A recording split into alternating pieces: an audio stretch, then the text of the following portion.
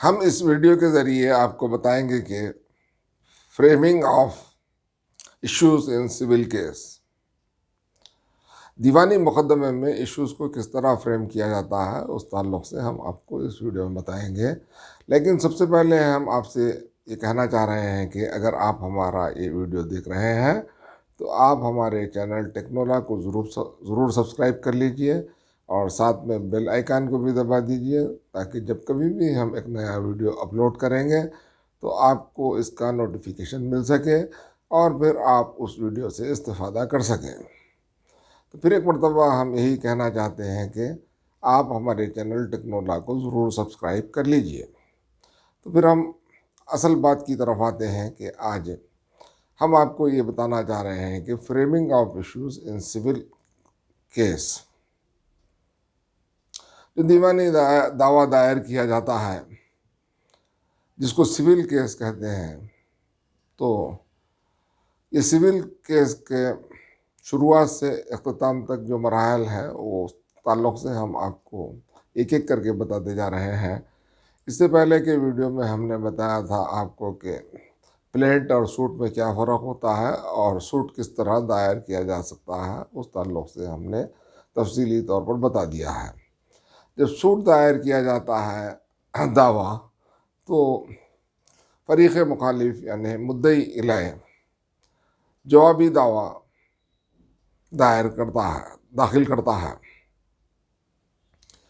جس کو ہم قانون کی زبان میں ریٹن اسٹیٹمنٹ کہتے ہیں۔ تحریری طور پر دیا جانے والا بیان، اس کو ریٹن اسٹیٹمنٹ کہتے ہیں، WS۔ اور پھر جب دیوانی مقدمے کی کارروائی چلتی ہے اور اس میں WS آ جاتا ہے، تو اس کے بعد کا مرحلہ ہوتا ہے کہ framing of issues in civil case کا ایک اسٹیج ہوتا ہے اسٹیٹس آف کیس میں۔ تو اس کو فریم کرنے کا اختیار عدالت کو ہے، ایشوز فریم کرنے کا، لیکن proposition of issues salmon affirmation کے ذریعے پارٹیز دے سکتی ہیں، کیونکہ ایک فریق کا دعویٰ ہوتا ہے اور دوسرا جو مدعی علیہ ہوتا ہے وہ اس کے انکار کرتا ہے۔ تو ایسی صورت میں عدالت کو طے کرنا پڑتا ہے کہ مقدمہ کس نوعیت کا ہے اور اس کا کس طرح فیصلہ صادر کیا جائے۔ تو جو فریمنگ آف ایشوز ہے اس کو سول پروسیجر کوڈ کی آرڈر 14 رول 1 سب رول 4 میں بتایا گیا ہے کہ ایشوز دو طرح کے ہوتے ہیں۔ ایشوز آف فیکٹ ہوتا ہے، ایشوز آف لا ہوتا ہے۔ ایشوز آف فیکٹ یعنی عدالت کے سامنے جو سوالات ہوتے ہیں وہ حقائق کو جاننے کے لیے ہوتے ہیں کہ مدعی نے جو دعویٰ دائر کیا اس کی کس بنیاد پر دائر کیا اور اس کے کیا حقائق ہیں، وہ ایشوز جب فریم کرتے ہیں۔ اور پھر مدعی علیہ نے کیا جواب دیا، ریٹن اسٹیٹمنٹ جو داخل کیا ہے، تو یہ دونوں کو ملا کر عدالت طے کرتی ہے کہ جو ایشوز آف فیکٹ ہے اس کو ترتیب دی جائے اور مرتب کیا جائے ایک۔ اور پھر دوسرے قسم کے ایشوز ہوتے ہیں issues of law. Issues of law میں مدعی نے تو دعویٰ دائر کر دیا فلانے قانون کے تحت، فلانے لمیٹیشن ایکٹ کے تحت، کاز آف ایکشن، جورسڈکشن اور پیکیونری جورسڈکشن اور ویلویشن کورٹ فیس ایکٹ کے تحت، یہ تمام قانونی معاملوں کو دعوے میں لکھ دیا۔ تو مدعی علیہ یہ تمام چیزوں کو اپنے جواب میں انکار کرتا ہے۔ تو پھر اگر قانونی معاملے جو عدالت کے سامنے طے کرنا ہوگا تو اس کو عدالت ایشوز آف لا کے تحت فریم کرتی ہے۔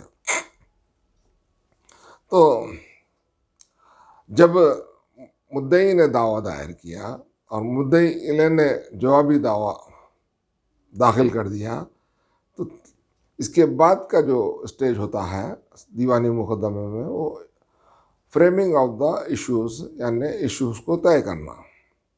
تو یہ اختیار تو عدالت کا ہوتا ہے، لیکن فریقین حلف نامے کے ذریعے پروپوزیشن آف ایشوز دائر کر سکتے ہیں، اور دائر کرنا چاہیے کہ مدعی کو چاہیے کہ اس کا مقدمہ اور وہ کن حقائق کی بنیاد پر لڑ رہا ہے وہ حقائق کو عدالت طے کرے. تو مختصر طور پر حقائق کے تعلق سے جو بھی مدعی چاہتا ہے وہ عدالت کو بتانا چاہیے، تو عدالت اس کے ایشوز کو کنسیڈر کرتی ہے، اور جب فیصلہ صادر کرتی ہے تو ہر ایک ایشو کا جواب دیتی ہے. تو پھر ہم جو بتا رہے ہیں کہ دیوانی دعوے کے کیا مراحل ہوتے ہیں، اس میں فریمنگ آف ایشوز ہونے کے بعد ٹرائل شروع ہوتا ہے. تو ایشوز تو دو قسم کے ہوتے ہیں، ہم نے بتا دیا کہ issues of facts, issues of law, اور پروپوزیشن آف ایشوز دونوں فریقین سالمن افرمیشن کے ذریعے داخل کرتے ہیں عدالت کے سامنے. پھر عدالت طے کرتی ہے کہ وہ کن سوالات کا جواب فیصلہ صادر کرتے ہوئے دے، اور پھر جو ایشوز آف لا ہیں وہ قانون کے دائرے کو مد نظر رکھتے ہوئے اپنے فیصلے میں جواب دیتی ہے. پھر ٹرائل شروع ہوتا ہے. ٹرائل جو ہوتا ہے اس میں مدعی کا بیان یا شہادت سب سے پہلے لی جاتی ہے، اور آج کل حلف نامے کے ذریعے دیا جاتا ہے کہ جس کو چیف ایگزامینیشن کہتے ہیں.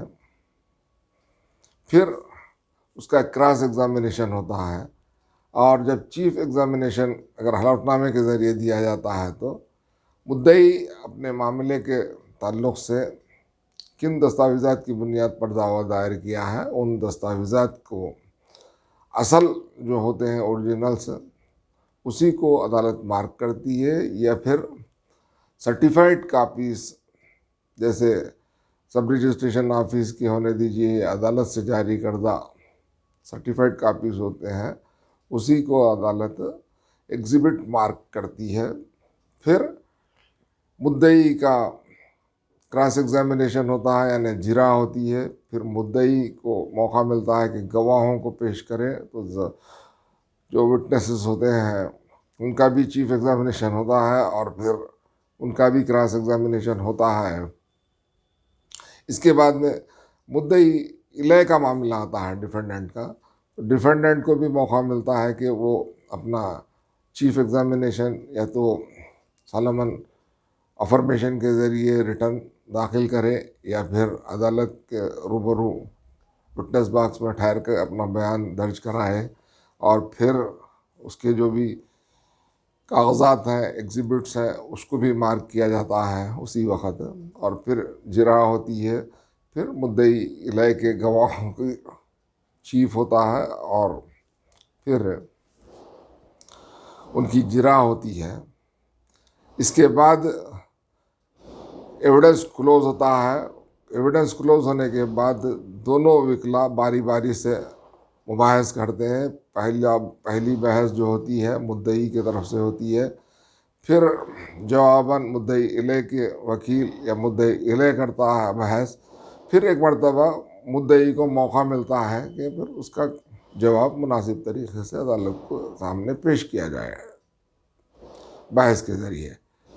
پھر عدالت فیصلہ جو صادر کرتی ہے تو اس فیصلے میں عدالت ایشوز آف فیکٹ پر جواب دیتی ہے، اور جو ایویڈنس داخل کیا گیا ہے اس کو مد نظر رکھتے ہوئے عدالت فیصلہ صادر کرتی ہے کہ یہ جو شہادات پیش کیے گئے ہیں عدالت کے روبرو، اس کے مد نظر ایشو نمبر 1 مدعی کے حق میں آتا ہے، یا پھر ایشو نمبر 1 مدعی کے خلاف آتا ہے، پھر ایشو نمبر 2 مدعی کے حق میں آتا ہے یا خلاف میں آتا ہے، یہ فیکٹ کے بارے میں عدالت جواب دیتی ہے۔ اور پھر جو ایشوز آف لاس ہیں، جیسے جوریسڈکشن کو چیلنج کیا جاتا ہے تو اس کے بارے میں بھی عدالت جواب دیتی ہے، اور سوٹ ویلیویشن کے بارے میں بھی جو سوال کیا گیا ہے اس کے بارے میں بھی عدالت یا تو مدعی کے حق میں جواب دیتی ہے یا مدعی علیہ کے حق میں جواب دیتی ہے۔ پھر آخری میں